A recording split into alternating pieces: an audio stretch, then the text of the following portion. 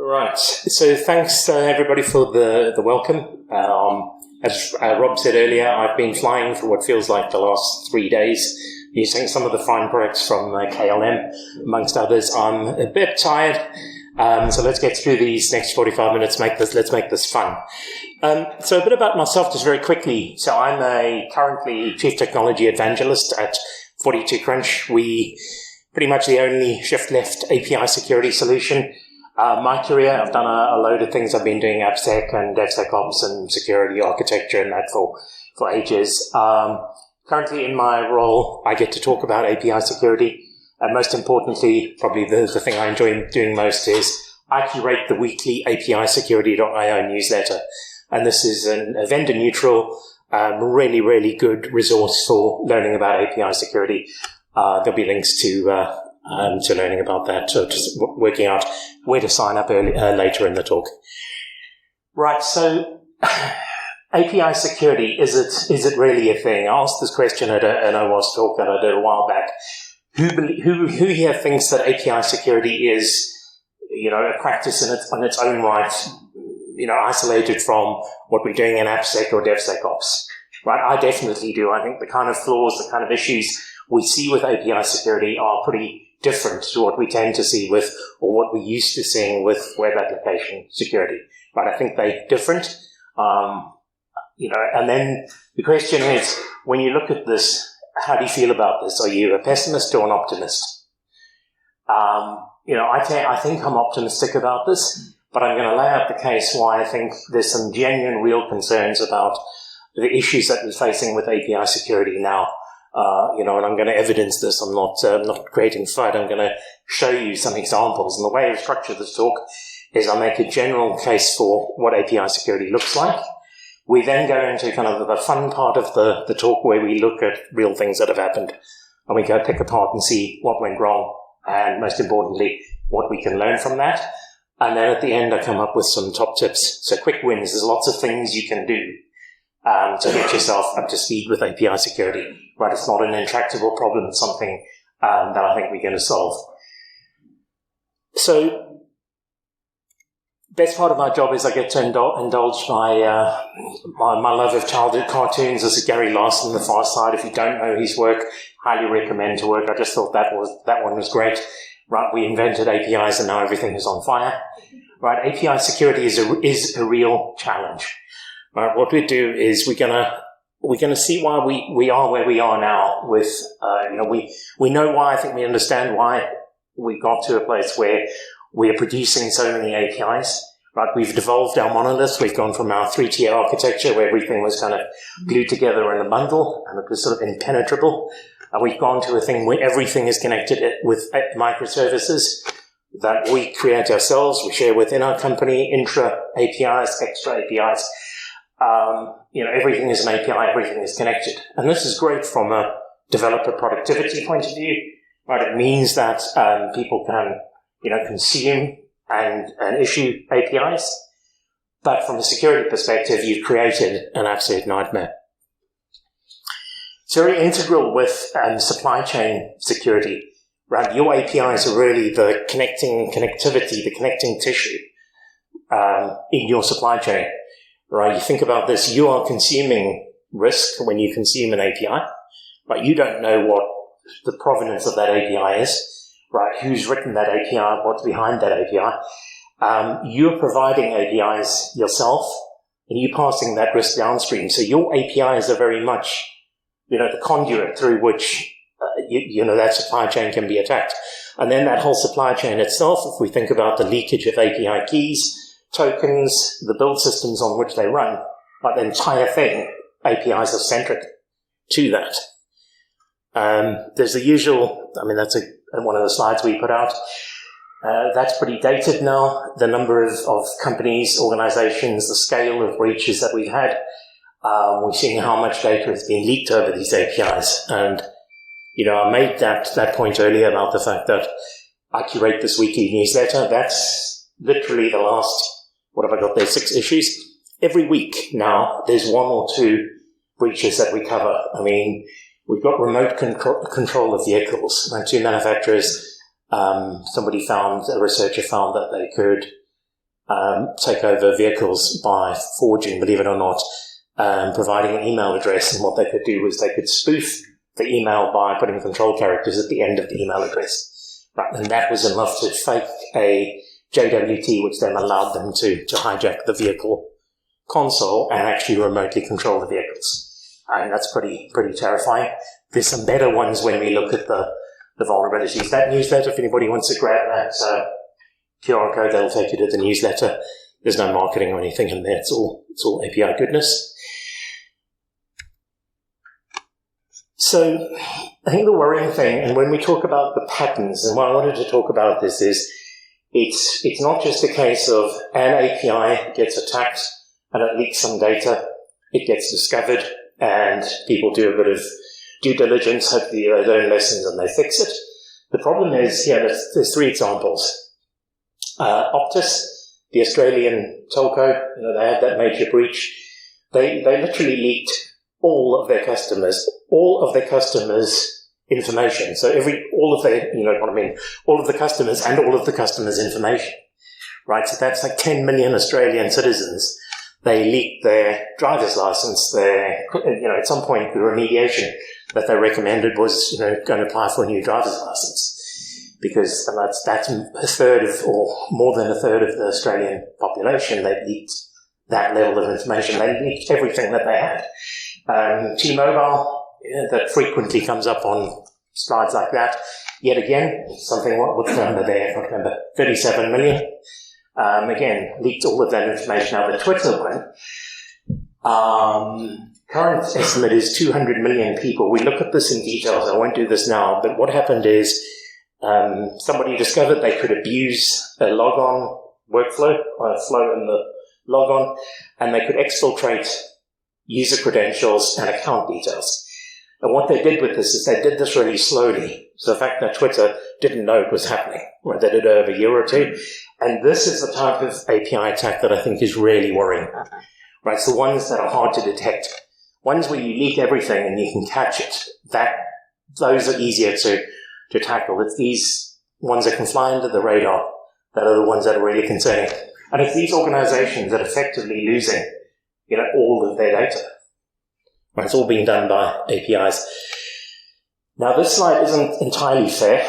I say that human error is the root cause of API vulnerabilities. I think in general that's true. It comes down to the pressure developers are under, time to market, they've got to ship features, they may not have the sufficient training, they may use vulnerable libraries, components, there may be other reasons that they take shortcuts, they're in a hurry, they assume, they don't think of a threat vector. Right? It ultimately comes down to human error. And what we in the game, why I do this job, why I enjoy what I do so much, is I think there's a good possibility that we can eliminate much of that through training, through awareness, but also through judicious and clever use of tools. And these can be commercial tools, and they can be great things that are open source, like SendGrep, for instance. Right? So the last session of this talk, we talk about this in quite a bit of detail.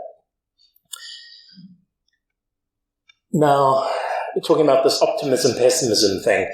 I know you've taken you down a bit of a rabbit hole down the pessimist path.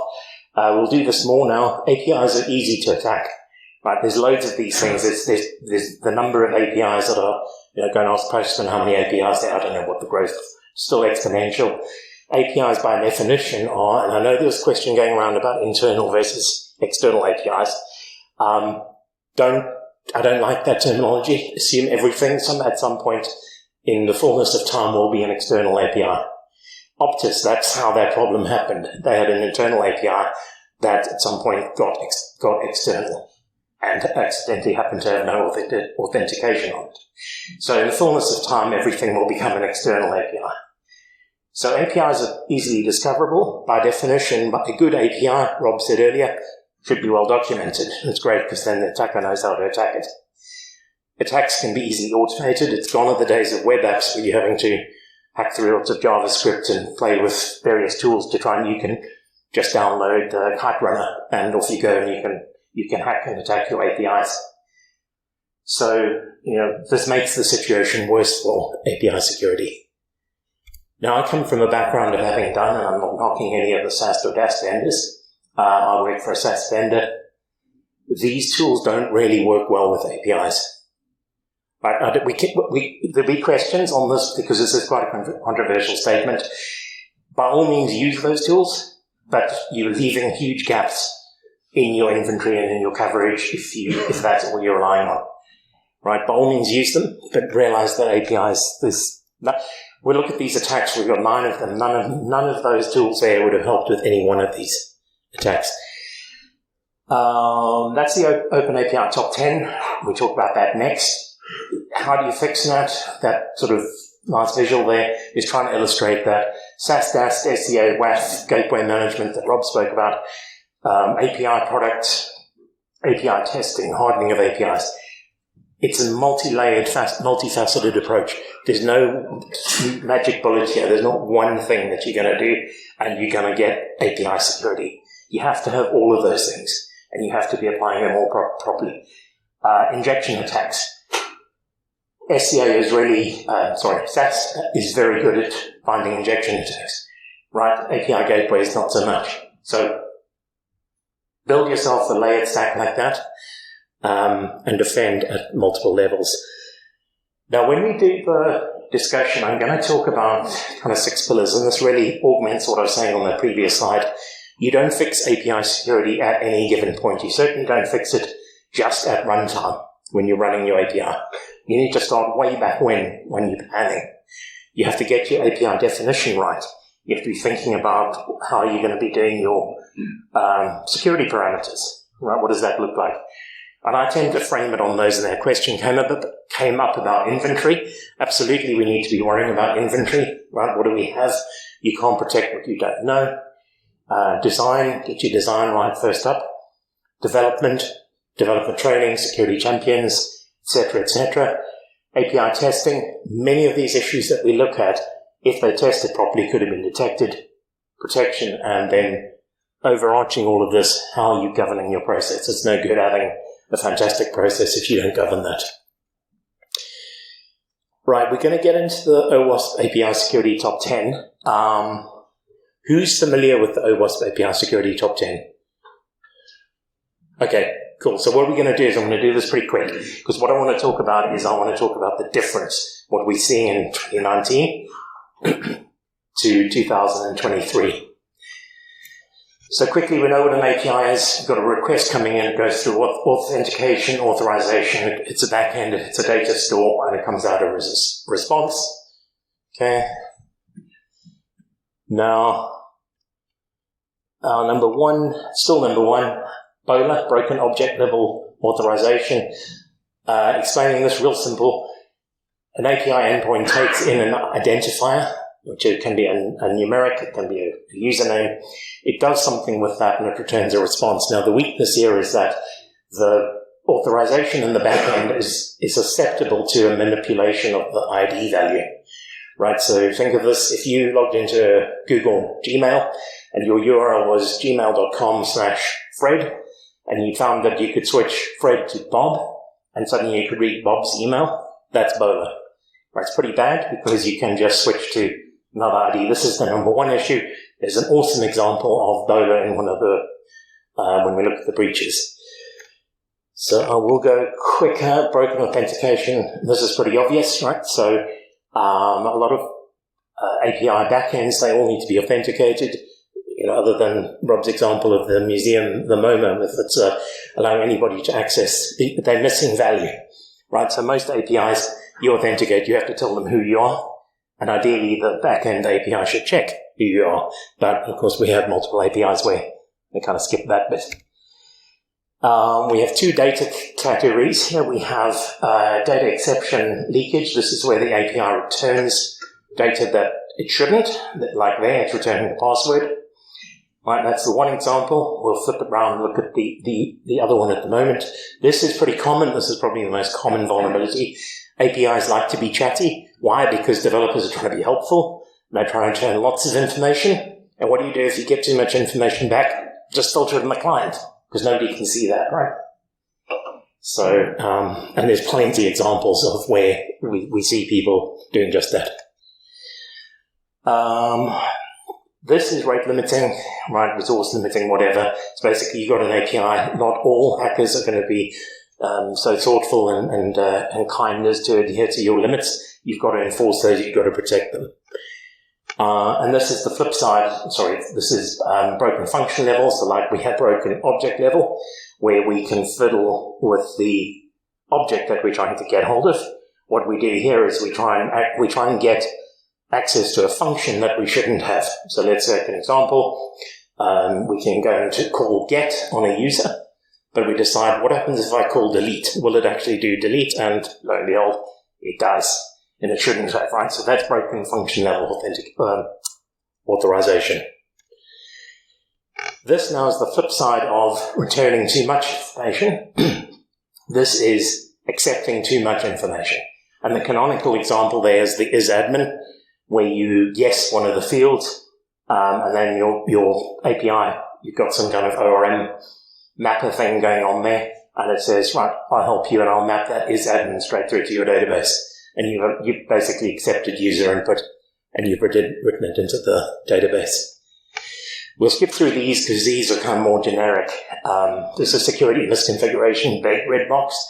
There's lots of stuff in there you can configure wrong, like your SQL backend. Normally what you do is it's your API runtime. You forget to disable methods. You do all sorts of things that you should have disabled. You accept defaults that aren't secured, right? You create a whole world of problems there. Injection.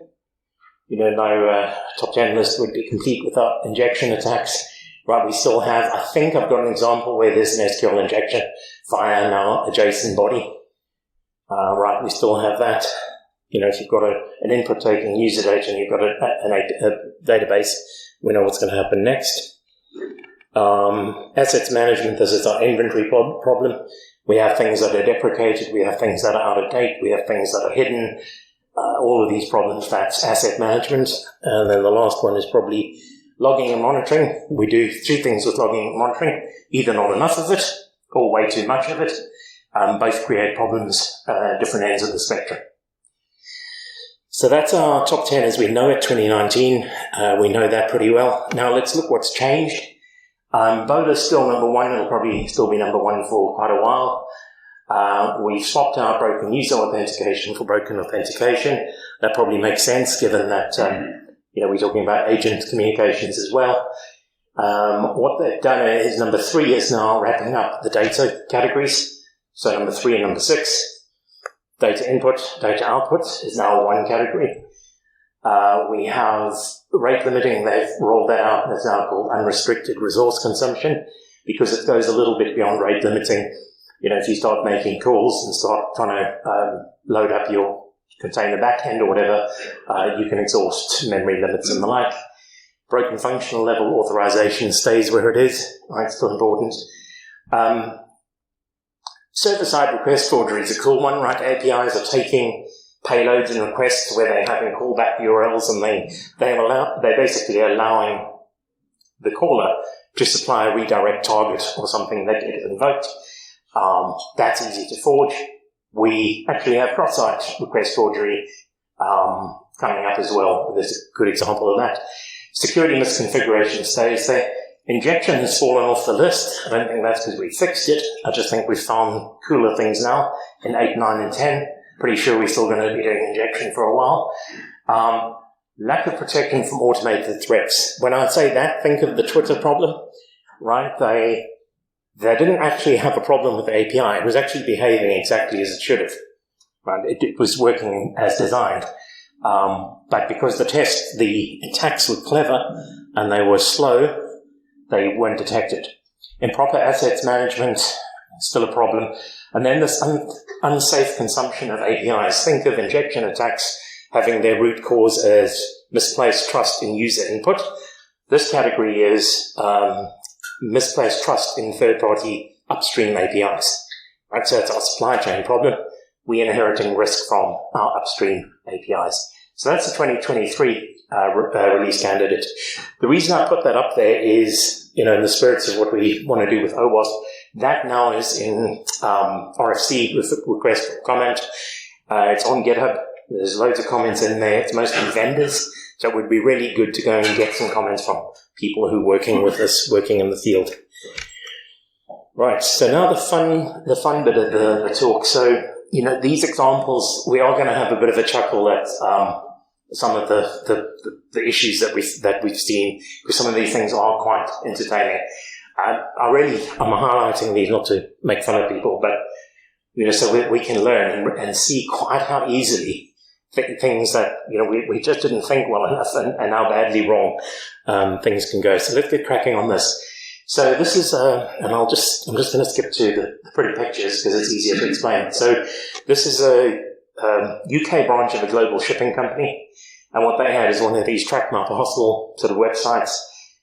In the UK, if you give a postcode, you can enter a postcode and you can get a little map like that, which gives you not the house number, but it gives you the street names and whatever else. But if you look at the map, and you can go and reverse engineer by just typing in a postcode checker, you can actually get the street number. You can actually work out that exact address location. And what the attacker did here is they discovered that they could guess parcel codes. So what's a good thing about parcel codes for an attacker? They're predictable, right? Follow a pattern. And they didn't rate limit that API endpoint, so the guy could write a bit of Python script and just zap through, 20 million parcel codes, and he would get maps. And every time he got a hit on a map, he knew that he found the postcode. So he took the postcode, went and got the address. When he had that, he could then call another API, which then returned all of that good stuff, right, including things like the customer's mobile number, the email, the exact street address, the time of the delivery, everything, the location down to, for your convenience, down to 6 decimal points, right? So this was really not, this is a pretty serious problem. So what have we got here? We've got lack of rate limiting. Actually, let's put the slide up. We've got lack of rate limiting. We've got excessive information exposure. These API vulnerabilities, they don't normally come in ones. It's normally 2 or 3. How easy is that to fix? It's pretty simple, right? And this really was about not understanding the PI requirements. So this was a design problem, right? They should never have been returning that sort of information on something that really was a publicly queryable endpoint. And they really could have tested that. They could have found that that endpoint was leaking PII. Who's next? So campus access control. This is a pretty funny one as well. So guy in the US, college student, he had campus access control. They had electronic door lock systems. He didn't like the iPhone app that he had, so he thought, right, I'll write a bit of Apple script. I'll just reverse engineer the API. And in doing this, he discovered that, what did he do? He discovered that the API had, on the back. Yeah, so what he found out that, firstly, the endpoint was unauthenticated, and all he had to do was he had to try and work out other people's IDs. And he thought, you know what, I'm on a university campus. It's their email address. Of course, it was the email address. They could get anybody's user ID with the email. And then for the coup de grace here, to unlock the door, it needed the location of where that door was. But of course, guess where it got the location from? From the phone. So you could submit the fake location with the fake user ID and unlock any door on campus. So just an absolute, almost everything wrong with this. And then the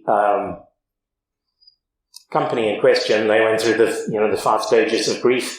They pretended this didn't exist. They got angry. They ignored him. And I don't know what happened with this, but this is something where they probably shouldn't have been writing those APIs with that level of design. Pretty bad one. This is a UK microbrewery up in Scotland. You can guess who this is. And what we had here is we had basically the ability to print free beer and also get all the users' PII. So I think if I show the next slide, it'll be quite obvious the mistake that was made. This token stuff, it's really difficult to distribute tokens and manage token life cycles and the like. So It's a lot easier if you just embed those into the code directly. So and for your convenience, they put the development, staging, and production tokens all in the APK of the application. What else did they do? They found that user IDs were predictable, so they could, now you had the master key because you had the token for everybody, and you could guess who everybody was. So you could whiz through and get everybody's PII off the platform, and then you could work out if they had any free beer tokens in their account, and then you could get free beer using their tokens. So, pretty multiple levels of failure. Very amusing example. And they weren't in a great rush to fix this either. So you kind of wonder maybe they just really weren't that bothered about this. The problem with this one, this is why it sort of upsets me a little bit that people do these kind of things, because that type of issue would have been so easy to detect. Right, just scan that code, scan the APK for things that look like tokens. And you sort of wonder, maybe they weren't really that bothered about it. It's just one of those, it's the cost of doing business. So this is a good one. This is Bowler. Now, technically, there's an argument to say this isn't Bowler because it's the same object ID. So this is, I'll tell you, this is Coinbase. They had a crypto buying platform where you could have multiple currency accounts. You could have a euro and a dollar account. And what an attacker worked out that he could do is to make a transaction, he had to do a sequence of operations. He had to do a balance check, he had to do a setup, and then he had to do a transact. So he put some dollars in his dollar account, $100. He had nothing in his euro account. He set up a transaction with his dollar account, went through this thing, and just at the moment where it was going to do the transact, he switched to use the euro account, which had no euros in it, expecting, of course, the transaction to be blocked. But it wasn't, because what happened is the transact trusted the object ID that had been passed in, and that object ID was the dollar account. They didn't check that it was still the dollar account. Right, so that's kind of Bowler. It's not somebody else's account, but it's two accounts, and they didn't, when they came to do the vital transaction, they didn't actually check that object ID hadn't been switched on them, and that they actually still had authority to that object. So pretty bad. Right, let's look at the numbers. I think the clue there is possibly in where's the outcome of, look at one screen or two. That bug bounty, you got $250,000 for that bug bounty payout. They fixed this within hours. The guy couldn't get response from Coinbase, so he tweeted it, and next thing, KLM problem, this is a bit different, Rob. He had the company owner on the phone like 2 minutes later saying, tell me more. So they fixed this immediately. Yes? There's a question over there. Yeah. Is that really a question of authorization, or a question of time of check versus time of use? It could be that, you could make that case as well. But the thing is, it never checked so it wasn't a case, right, so, so a couple of cases, so how would you fix this?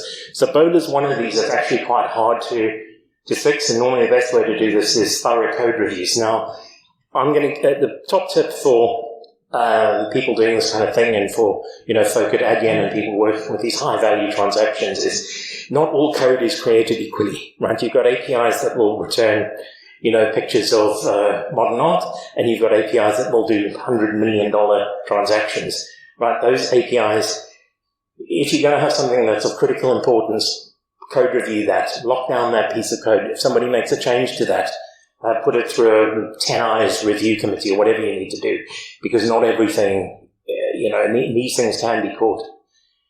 But Bowler is pretty tricky. I mean, there's that case of, it's a talk to problem as well. But really, they never bothered to check. All they checked was when he passed in the euro, they checked that ID of that account matched the account owner, but they never rechecked the funds in it. So the request validation was not.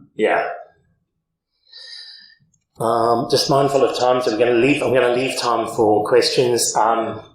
This is a great one, right? So this report, if people want to read this, classic case of a dating app. I think this is Bumble, right? So classic thing where you've got, your friends or your network or whatever, the little scroll thing on the right, and you want to kind of find who's in your area.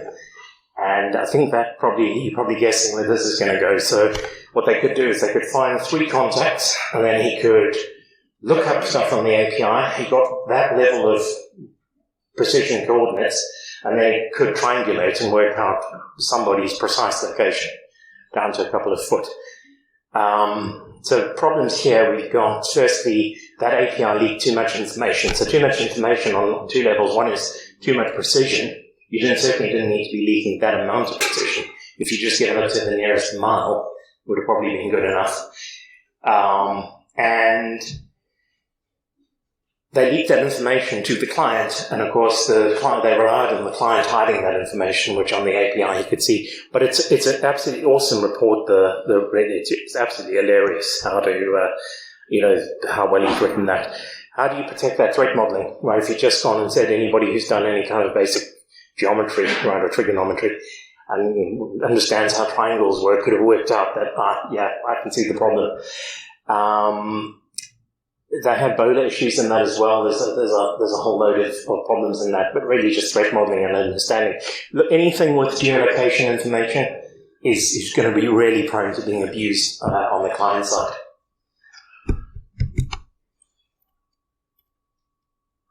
Okay, so the Twitter one, this is important we cover this one off. So Twitter had, let me look at that bit of code. If you go to Twitter mobile app and you log into that app, fresh install, and you want to sign up, and it says, do you already have an account? And you go, well, I don't know, I think I had one that, and you type in that little thing and it goes and does that search. Right, super helpful function because it helps you recover an account that you had.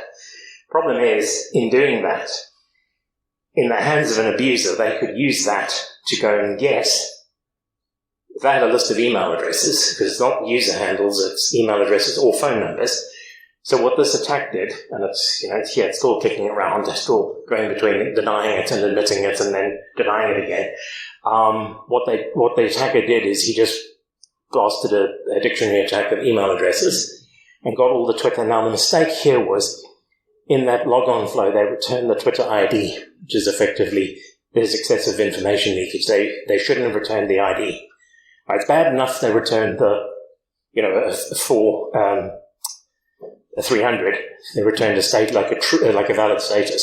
But the problem was that, they actually returned the ID as well. So what this attacker could do, and they could do this really slowly and exfiltrate, basically, they enumerated the Twitter inventory of phone numbers and emails and built up and that, although that on the API is not critical, right, in the hands of somebody running spear phishing campaigns and the like, you've now got Twitter usernames and handles, and you can launch attacks against that, and take over bot farms and the like. So pretty serious. Now, the problem here is this is one of these ones that's really hard to to defend against, because that only became a problem when somebody did it at huge volume, right? If 1 or 2 people could detect, then it wasn't so serious. Threat modeling, they could have worked out that there's an obvious abuse case here that somebody should have been able to latch onto and protect. And protections, the way they missed out here is protection. So that API would have been throwing huge numbers of 403s, right? Would have been throwing a whole lot of, unauthorized or 404s not found user errors. So they should have been able to detect that a particular client was generating an excessive number. So if you're trying to log on and you're guessing, what was my old Twitter name? How many are you going to do? 2 or 3, 4 of these? Right? That thing was probably doing, thousands per minute. So it just shows how easily, something that was designed to be helpful can end up being pretty unhelpful. I'm going to move on from these. This is home router attacks. We've seen loads of these. And smart scale. Anything else in particular I want to talk about? I'll skip that as well. Okay, so Right, quick wins for API security. So there's a load of things. I want to go on this. I want to try and finish on a bit of an upbeat note because I'm looking at doom and gloom on how awful things are. They're really not.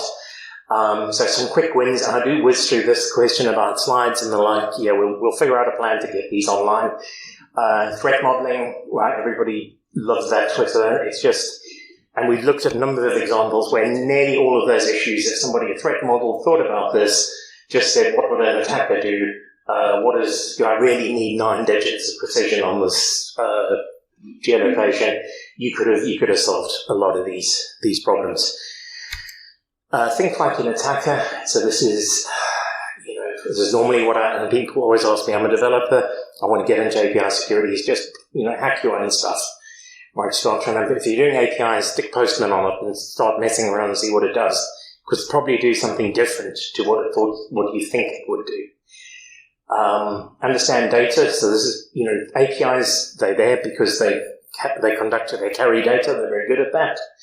The problem is that people writing the APIs don't always understand the inherent data privacy issues. Right? So when you're writing an API, if you've got data that you're unfamiliar with or what you should be doing with it, don't assume, go and ask. Environments, we looked at that mobile device. The guys thought, well, I'll just encode this thing in the binary somewhere, it'll be fine. Of course, if it's an APK, it takes anybody 2 minutes with ADB to pull that thing off and find secrets in it. It's not a secure environment. So we're talking about the security champions thing, and when Irfan mentioned that we were going to talk about security champions product. So I think APIs are one of these great things that if you don't have an API, the security champions program, or you've got a nascent program, API security is a really good one to start with. The reason I think so is web application security. There's a lot of devil in the detail.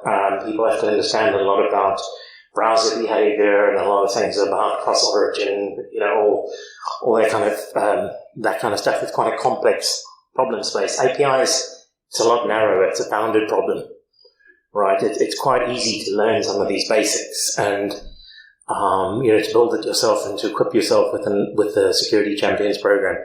There's some good wins on that. I sketched that out actually in a hotel earlier this afternoon, just thinking about that point.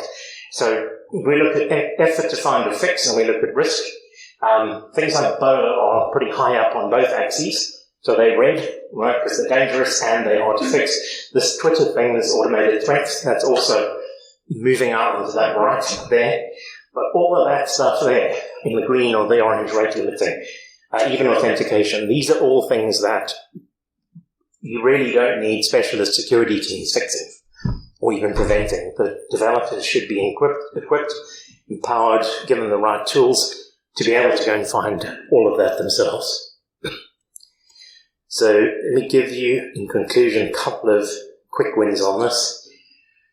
JWT, job tokens, still have issues with these. We're still finding job tokens without any encryption, people not checking signatures.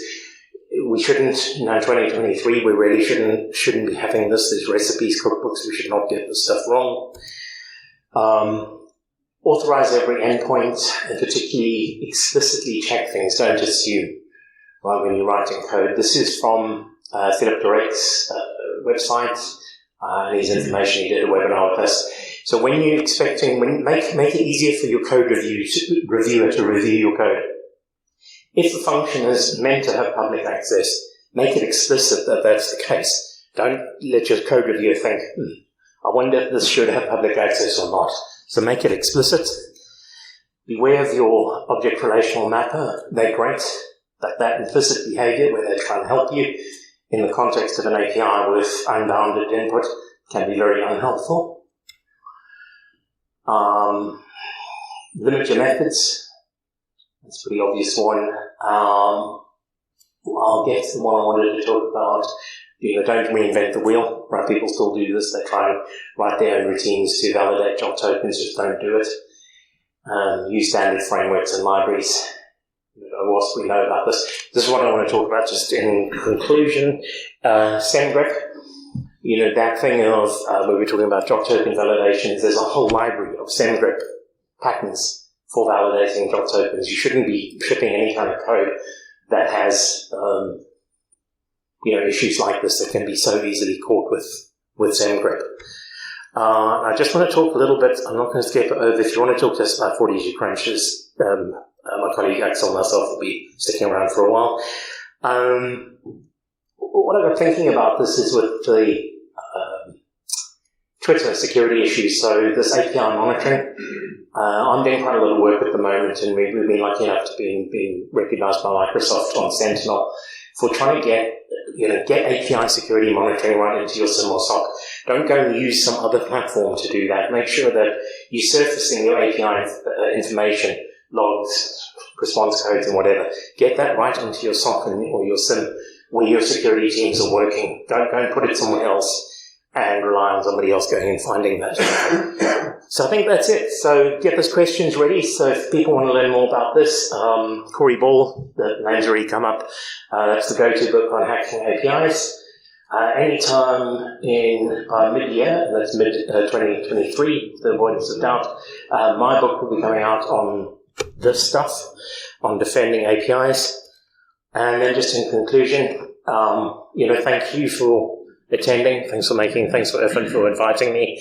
Awesome to be in Amsterdam. I don't know how many times I've visited here, but to be presenting at an OWASP at this great venue with such a big audience. Thanks guys for sticking around.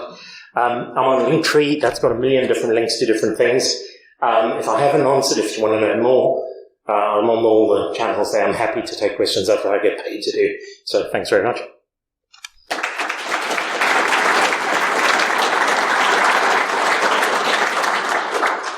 Yes, questions. Thank you. So you mentioned threat modeling.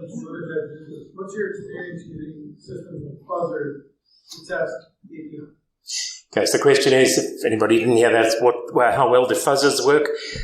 Pretty good. So I use Kite Runner quite a bit for various things that I do. It's surprising how much they do find on APIs. The problem with it depends. I mean, if you're wanting to attack an API from a research point of view, they're great. But if you're trying to attack something in production, you're almost certainly going to knock it over or get found out at doing that. One of those Sentinel use cases, that's one of the things I try and detect. Can I specifically find somebody running Kite Runner against this? But if you're wanting to use it to enumerate and work through an existing API just to find out what endpoints it has, it's pretty good. But then fuzzing is normally a case of, right, how, if you're going to go very wide, you can't also simultaneously go really deep. So I think Corey Ball has a pretty good chapter in his book on strategies for fuzzing. So, start wide, kind of map out the landscape, and then narrow in and find out what you're looking for. Anybody any more? This is your chance to ask a question. Yeah.